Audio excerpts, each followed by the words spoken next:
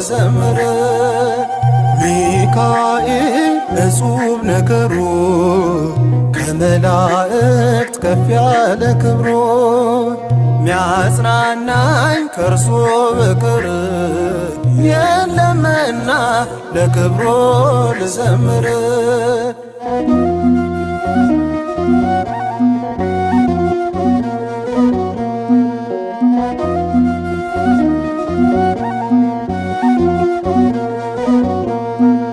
ወደ እሳት መቃረጫው ገብቶ ምሕረት በረከት አውርዶ የመራኝ ከርስት እንዳልጠፋ ያቀና መንገዴን ያሰፋ ሚካኤል ያፎምያ ረዳት የቀየርክ የባህራንን ሞት